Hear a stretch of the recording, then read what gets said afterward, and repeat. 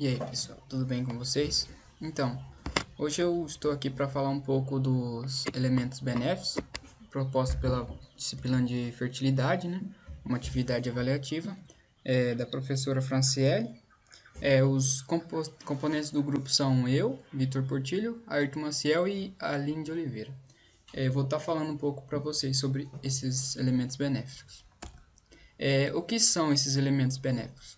É, São minerais que estimulam o crescimento dos vegetais, porém, eles não são considerados essenciais, ou são essenciais apenas para algumas certas especificações da planta, ou seja, para a produção estrutural, para a produção, aumento de cutícula, como vocês vão falar mais para frente em relação a esses elementos.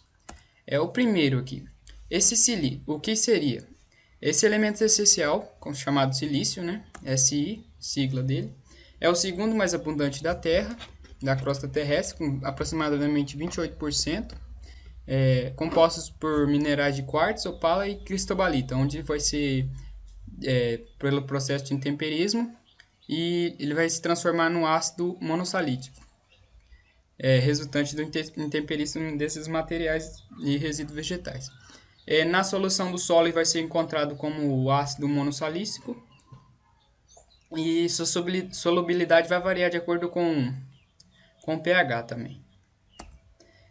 O que na planta? A planta vai absorver o ácido monossalícico e o mecanismo de absorção vai ser o íon raiz, ou seja, por fluxo de massa, através da absorção dos nutrientes em solução. Na planta ele vai se movimentar por xilema, através do xilema, na forma do ácido monossalícico. A distribuição o silício na planta ele vai se encontrar principalmente nas folhas, se depositar nas folhas, na parte da epiderme. Depois vai para os caules e raiz. Como ele faz parte de composição estrutural, aí como está deposita na parede celular, nas bracteas e na inflorescência e nos tricomas. Como vocês podem ver aqui, essa deposição do silício na parte superior da epiderme forma uma blindagem da célula na parede celular, aumentando a densidade e o tamanho da cutícula, ou seja, isso é muito importante para redução de forrageio, ataque de pragas e doenças, como vão ver posteriormente, ou a redução do forrageio através dessa blindagem, ou seja, os insetos não vão conseguir penetrar, o que vai afetar o forrageio, ou seja, eles não vão conseguir comer. Como vocês podem ver, a aplicação de silício na planta vai aumentar a parede cuticular, como vocês podem ver na imagem ali. Algumas funções, né? As funções dos elementos. Melhora a arquitetura das folhas, proporciona resistência à parede celular, aumenta a resistência de pragas e doenças, como já foi dito. Aumenta a capacidade fotossintética também, que quanto menor forrageio, maior fotossíntese, mais área foliar. Reduz taxa de senescência foliar pelo tamanho da folha, pela resistência da folha estrutural. Como vocês podem ver aqui, ó, se um fungo, qualquer seja, pode ser da Phacospora phaccis, que é a ferrugem do soja, vai se depositar na superfície foliar e vai ser dificultado a penetração dos esporos do fungo. Através do tubo germinativo do fungo, ele não vai conseguir penetrar. E aumentado por esse aumento na densidade da cutícula ou na camada cuticular.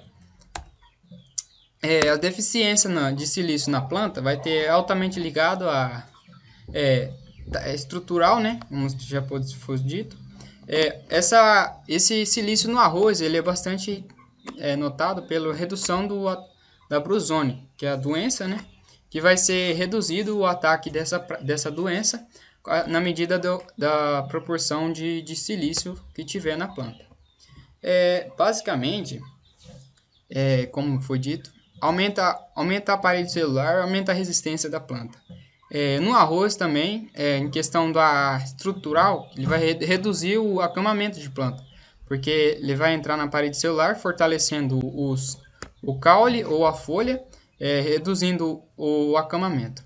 Na cana-de-açúcar, podemos notar também que a deficiência de silício vai ter colmos mais finos e internódios menor alongamento de internódios e vai ocasionar menor produtividade, porque ele faz parte de um aumento estrutural, ou seja, se você aplicar, vai ficar mais fácil para você aplicar ele e aumentar a resistência da planta, tanto para patógenos, a clima ou doenças ou pragas, no caso, né? E vai facilitar seu manejo também.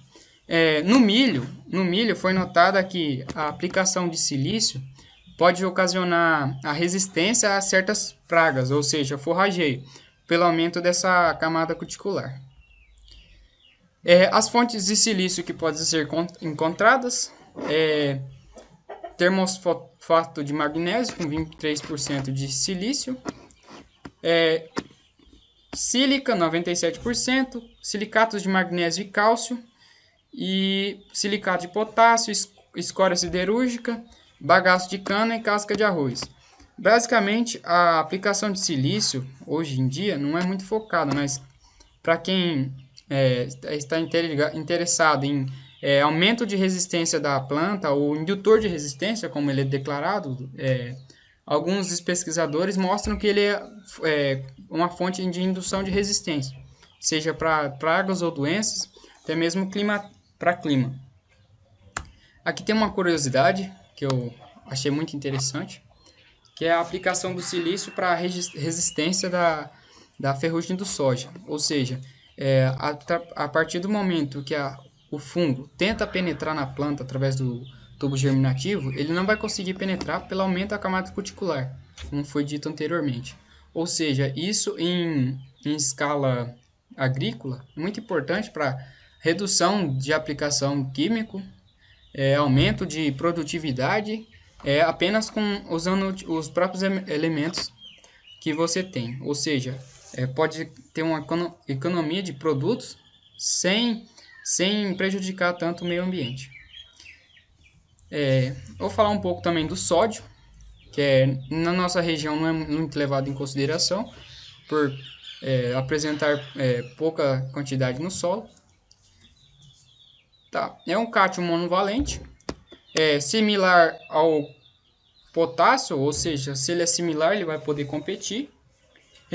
Removido do solo por lixiviação, assim como no Nordeste, há altas concentrações de sódio no solo, ou seja, apenas a chuva já vai, como um fator físico, fator químico, ele interfere na produção, mas com a alta disponibilidade de água no sistema, ele vai ser lixiviado ou parcialmente lixiviado, que vai favorecer a produção, ou seja, vai eliminar ele do sistema nas camadas subsuperficiais e vai poder produzir. Mas como não é o caso nos solos do Nordeste, que é pouca quantidade de chuva, ao aumento desse elemento. Em geral, ele fica em solos de clima úmido e a menos sódio do que potássio, né? Porque ele compete. Quando há mais sódio, a absorção do potássio vai ser impedida pelo aumento da quantidade de nutrientes no solo. Na planta, ele é absorvido como Na+, né? Mecanismo íon raiz, com o fluxo de massa no xilema. Pode ser absorvido por fluxo de massa e difusão. Parcialmente ele vai ser absorvido por fluxos de massa compostos em solução. No xilema e no floema ele vai se movimentar e vai partir para os ápices foliares, ou seja, participar vai ficar parcialmente nas folhas, depois de absorvido. Vai participar da troca de bomba de sódio e potássio, como abertura de estômatos e ativador de algumas enzimas, como já foi dito, posteriormente eu vou estar falando.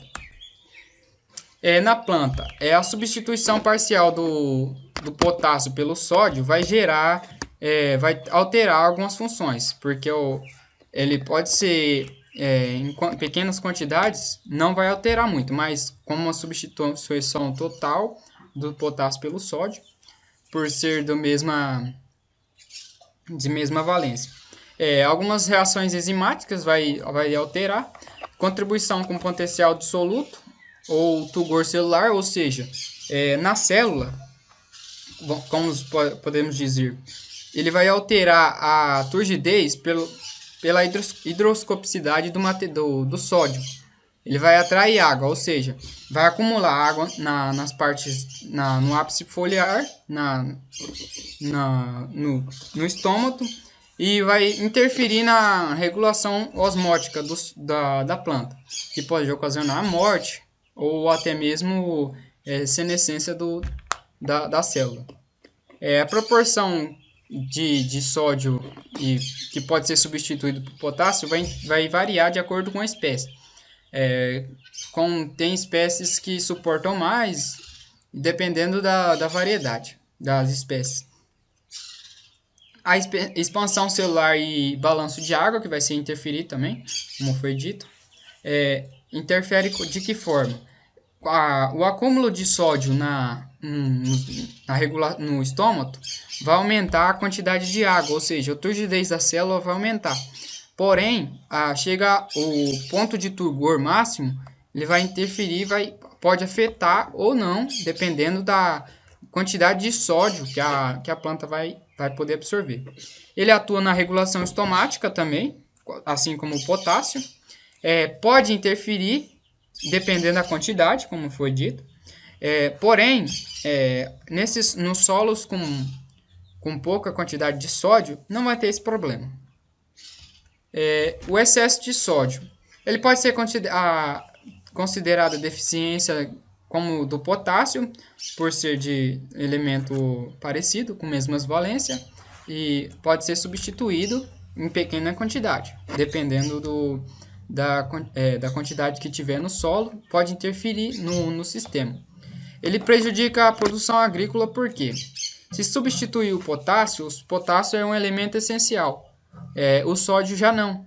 Ele é um elemento benéfico. Então, o potássio participa da regulação estomática, participa de alguns processos enzimáticos importantes que podem ser prejudicados com a substituição pelo sódio.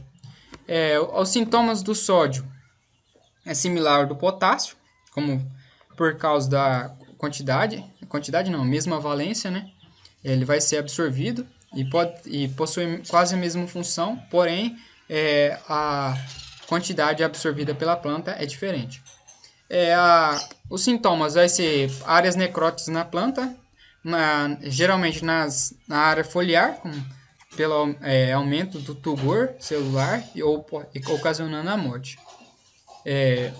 O excesso de sódio também vai poder queimar a planta, né, pelo potencial osmótico ou hidroscopicidade do sódio, que vai absorver a água para ele e impedindo assim a absorção da água pela célula.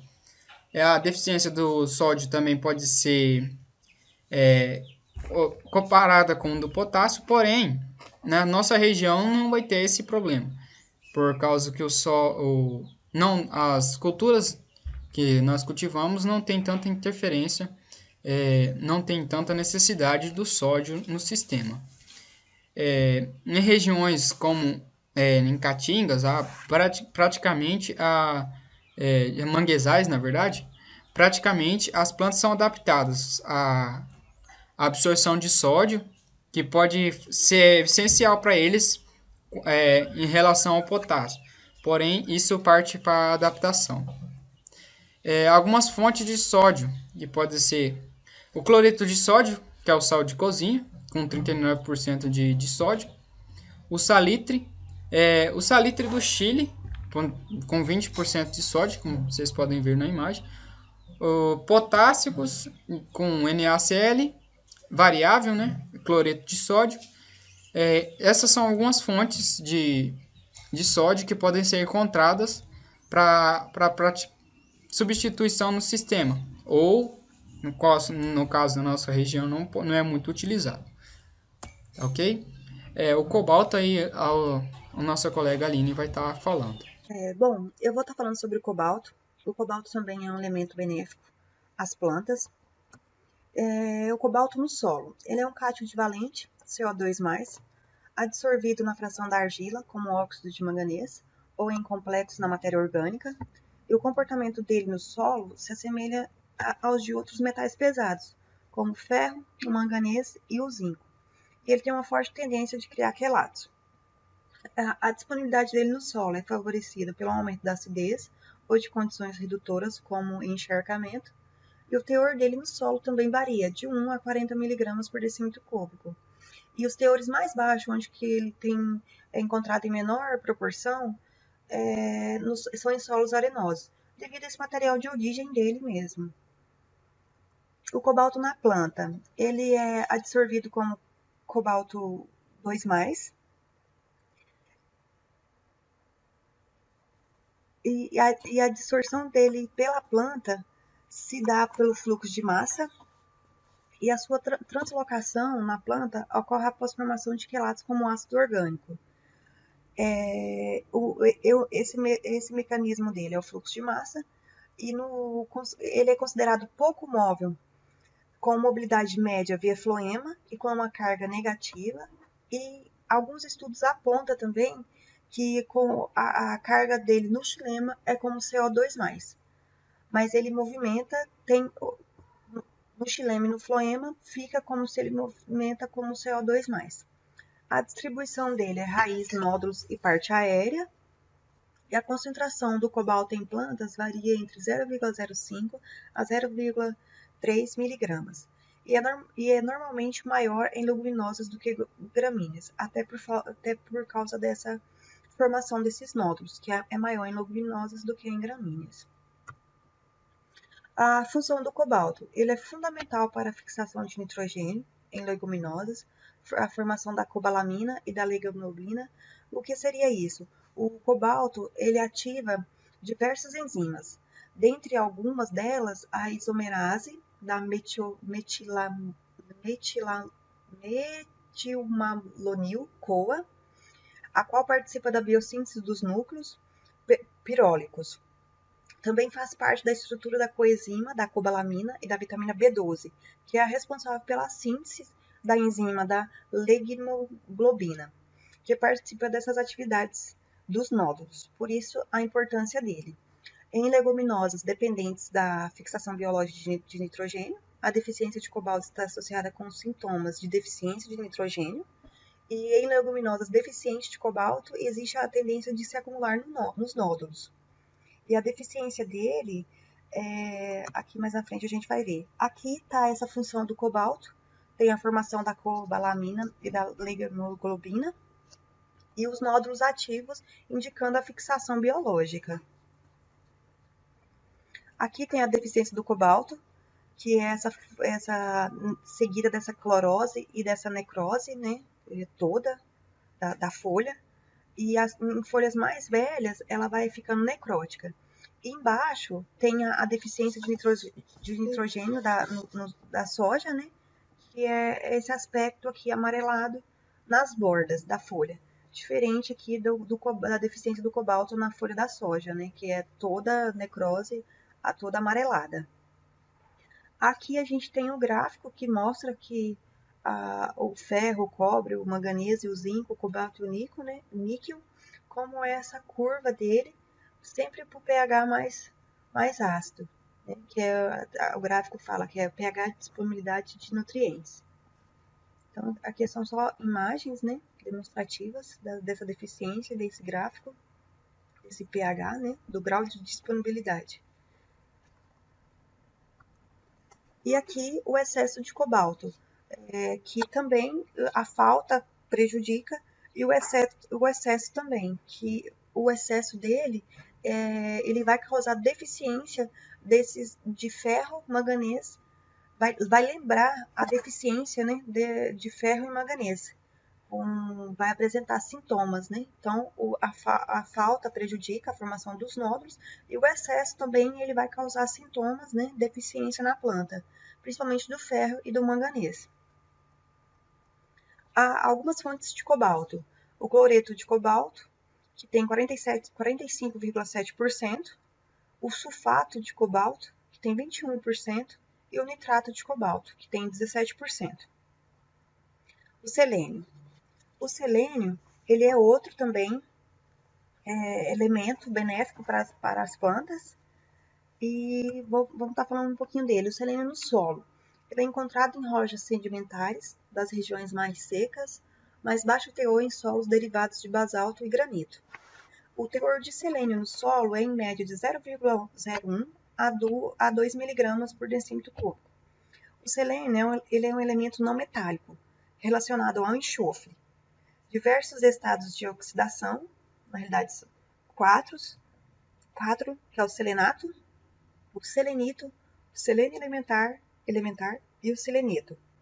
O selênio e o enxofre, eles competem na absorção pelas raízes, porque a propriedade química deles são muito parecidas. Por isso há essa competição na absorção.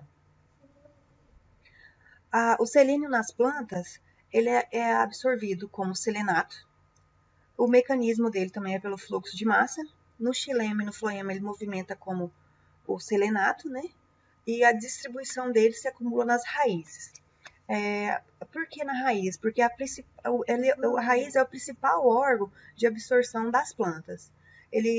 No caso, o selenato, ele vai ser transportado através da membrana plasmática por transportadores de sulfato de alta afinidade, que é o que ele mais tem afinidade. Sobe via xilema para as partes aéreas, onde é assimilada em compostos organosolênio e redistribuído dentro da planta de maneira análoga ao enxofre. E por isso que podemos substituir o enxofre na cisteína e na metionina para formar os análogos de selenocisteína e selometionina, por causa desse transporte, e ele tem essa afinidade, e aí por isso que ele pode ser substituído o enxofre na cisteína. O selênio na planta.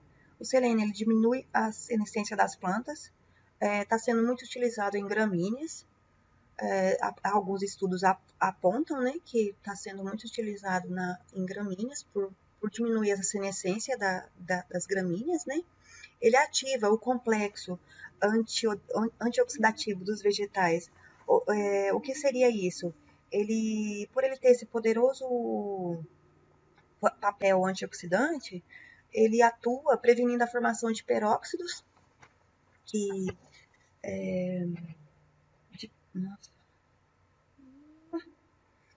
peróxido,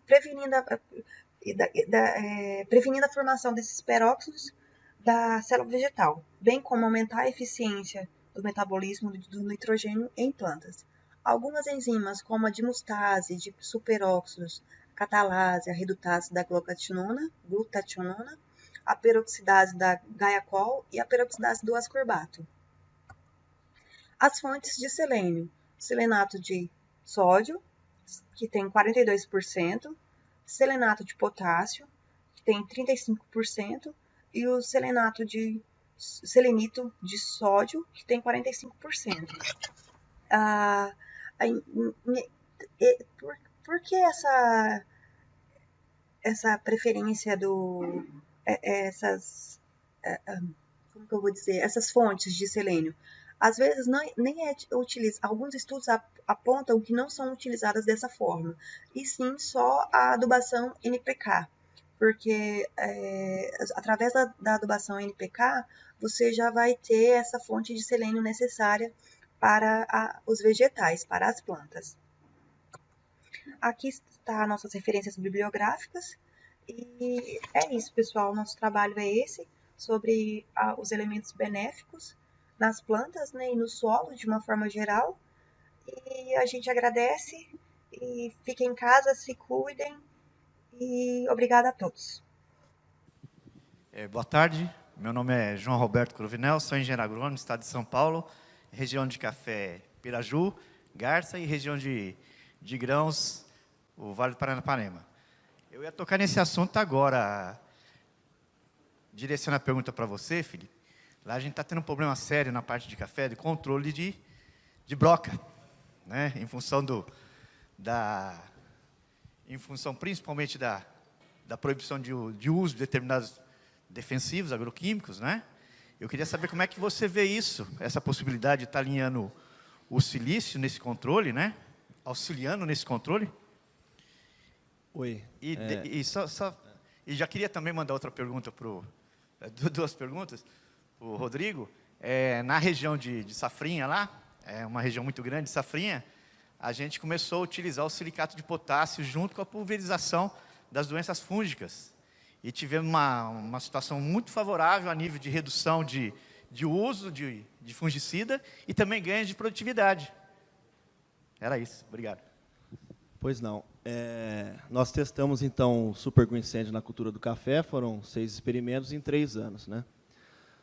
Agronomicamente, nós vimos as questões nutricionais, de fertilidade do solo. Então, o que o produto faz? Ele acidifica menos o solo, ele libera gradualmente esse potássio, tá? Ele apresenta o silício, e em um dos trabalhos, ao longo de 3 anos, nós visualizamos que, através desse silício sendo fornecido ao solo, houve maior disponibilidade de fósforo, tá? Fechando esse ciclo de trabalhos. Em outros trabalhos, nós já trabalhamos com o silício, tá? Visualizamos muitas oportunidades do silício na fertilidade do solo. Para pragas e doenças, o silício pode ter, né, em trabalhos de outros pesquisadores, algum efeito no bicho mineiro, com a espessura maior de folha. Nós já fizemos alguns, não conseguimos obter resultado, mesmo em regiões com alta infestação. Patos de Minas, por exemplo, eu testei 2 anos seguidos um silício lá, aplicado até 6 vezes no ano. Então, talvez foi aquele silício, tem que se testar muito mais. Para a broca do café, não vejo grande correlação entre um teor alto de silício na planta e o controle da broca do café. Agora, para bicho mineiro, há grandes possibilidades, mas tem que ser muito mais bem estudado. Porque aí a mariposa ela vai se sentir vai ter mais dificuldades em estar ali ovopositando e fazendo a mina nas folhas do cafeiro. Agora, para a broca, acredito que não.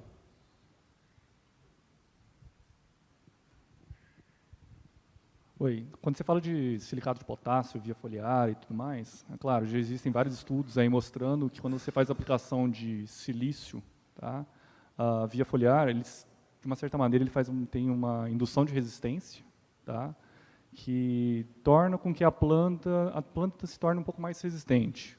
Tá? Existem vários produtos no mercado aí também, quando você faz a aplicação via foliar, que, de uma certa maneira, acaba engrossando um pouco a parede celular e tudo mais, e aí a planta se torna um pouco menos atrativa a algum determinado inseto, alguma coisa assim, um raspador. Mas, é claro, você não pode estar tomando 100% a aplicação de um produto, às vezes, foliar, para falar assim, não, colocando esse produto, eu vou tirar 100% dos meus defensivos. Não é muito para esse lado. Mas, de uma certa maneira, o silício, o Gaspar pode até falar melhor do que eu, o silício em gramíneas acaba tendo um maior acúmulo de silício em parede celular aí, e a planta se torna um pouco menos... alguns insetos acabam ficando menos atrativa aquela planta do que um comparativo do lado. O mesmo aconteceu quando mostrei um resultado do pessoal de Goiás, do Zé Patrício. No local onde foi aplicado Super Green Sand, tá, de uma certa maneira, tinha menos doença, menos bactéria no feijão do que na área que não tinha sido aplicado Super Green Sand. Então, é uma coisa visual. Temos alguns trabalhos aí relacionados a essa parte de doenças e tudo mais, só que a gente não pode estar levando a ferro fogo, tipo assim, coloca esse produto que você não vai ter mais doença e também não vai mais precisar de fazer a aplicação de um defensivo. temos relatos de vários produtores de café aí que diminuiu a parte de uma cercóspora e tudo mais, mas também não é a regra, entendeu? Eu não posso simplesmente falar para você que você fazendo essa aplicação, você não precisa mais fazer a aplicação de um defensivo. Então, quer dizer, não vai ser esse posicionamento. Ele, de uma certa maneira, pode ser que vai ajudar, porém, eu não vou falar isso para você. Tipo assim, de você corta a sua aplicação de defensivo, entendeu?